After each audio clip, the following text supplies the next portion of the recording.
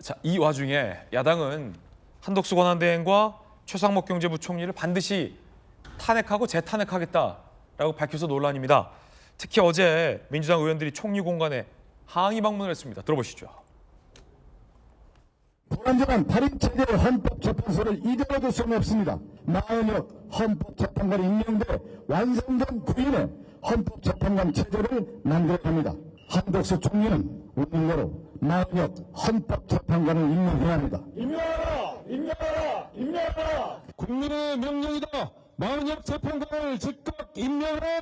임명하라! 임명하라! 임명하라! 아니 지금 재벌의 문제가 아니라 국민을 바라보고 아이고 정말 국민총리라고. 이재명 대표 전화는 왜 안 받습니까? 이재명 대표는 안 만나면서 재벌은 왜 만나십니까? 재벌 권한대행입니까? 정신 차리십시오 좀. 자, 양태종 변호사님, 이 뭐 미리 잡혀있던 일정이었겠지만 헌재가 이제 선고를 하기로 한 상황이잖아요.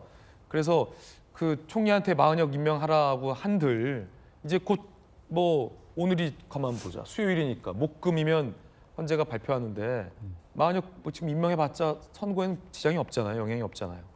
그러니까 마은혁 헌법재판관 후보자를 뭐 임명하는 것이 이 뭐 대통령 탄핵 심판의 뭐 유불리라든가 뭐 그런 문제 차원이 아니라 지금 이미 헌법재판소에서 위원으로 결정된 위원 상태를 조속히 해소를 해야 되기 때문에 하는 거죠. 그러니까 사실 그 국회의원으로서 당연히 이제 그 헌법을 지키고 법률을 지켜야 될 의무가 있는 거고 더더욱이나 지금 행정부의 수반 역할을 하고 있는 이제 한덕수 권한대행으로서는 당연히 임명을 해야 될 의무가 있음에도 이미 그 의무를 계속 저버리고 있는 상태에 대해서 그 헌법적인 그 의무를 이행하라고 촉구하는 거 그런 내용으로 보시면 될 것 같고요. 그렇기 때문에 당연히 저런 식으로 총리 공간 항의 방문도 필요하다고 생각을 합니다. 더더군다나 지금 이제 국정의 파트너인 이제 제1야당 대표가 그 대통령 권한대행에게 연락도 하고 여러 차례 연락을 해서 만나서 이 지금 여야 간에 좀 그 복잡하게 꼬여있는 이런 여러 가지 문제를 해결할 수 있는 좀 타겟책을 찾자라고 연락을 했음에도 일방적으로 거부하고 있지 않습니까? 그러니까 그런 거에 대한 뭐 정치적 항의 표시 그런 차원으로 생각됩니다. 네.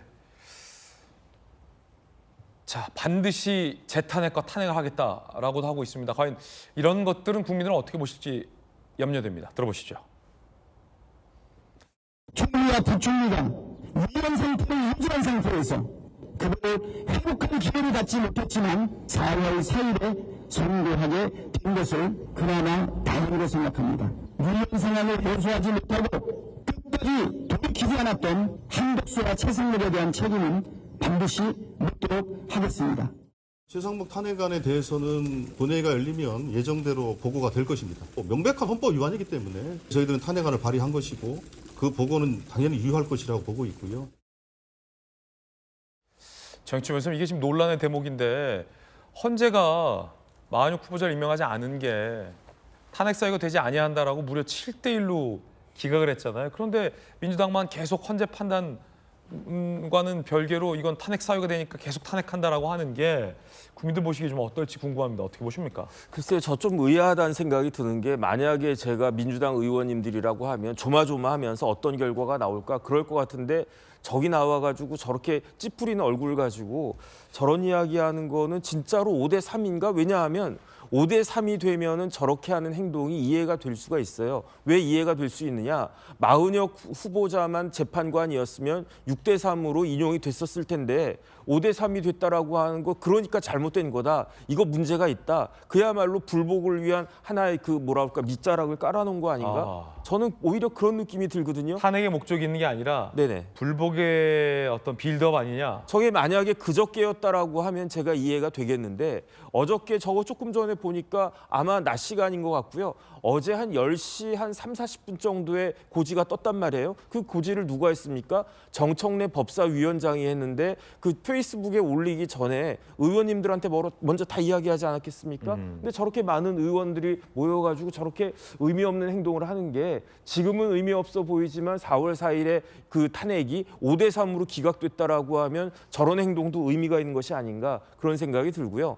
그 다음에 조금 전에 이제 전주의 근데 의원이 이게 그 논리적으로 됩니까? 마은혁을 임명하지 않았기 때문에 대통령이 인용이 돼야 되는데 기각이 됐다라는 논리가 네네. 너무 뭐랄까요? 좀 단순하고 좀 결과론적인 논리 아니냐라는 거죠. 예를 들어 그렇게 그런 논리대로 따지면 8명이서 이 판단을 한 것이 다 정당성이 흔들릴 수 있는 것이고 마은혁 후보자는 애초부터 사실은 임명이 안 될 거라는 가능성이 굉장히 크지 않았습니까? 그러면 네네. 마은혁 후보자가 아니라 다른 여야가 합의하는 공정한 헌재재판관이 임명돼야 하는 자리인데 그분이 왔을 때는 과연 야당이 원하는 대로 그분이 인용표를 던지기라는 보장도 없고 설사 마은혁 후보자라 하더라도 반드시 인용을 던진다라는 보장을 어떻게 합니까? 그게 큰 논리는 야당이 지금 앞서 박수영 의원께서 소개해 주셨지만 마은혁이 임명 안 됐기 때문에 대통령이 기각됐다라는 논리는 너무 비약적인 거 아닙니까?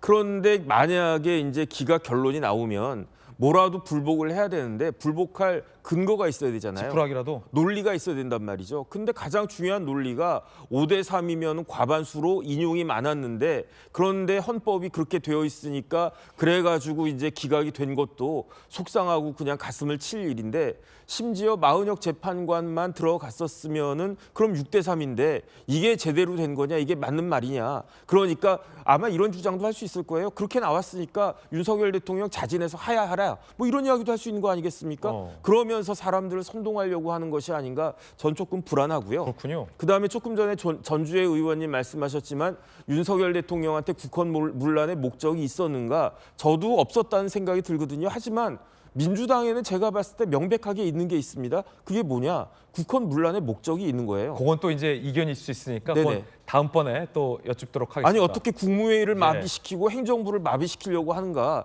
그런 모습들이 국민들한테는 그다음에 헌법재판관들께도 좋지 않은 인상을 보여줬을 것이다 그런 생각 듭니다. 네, 정익준 변호사님 개인적 견해였습니다. 잠시 후에 그 대목 우리 양태정 변호사님과 정익준 변호사님 김진애 더 라방에서 그 질문 한번 또 의견 나눠보도록 하겠습니다.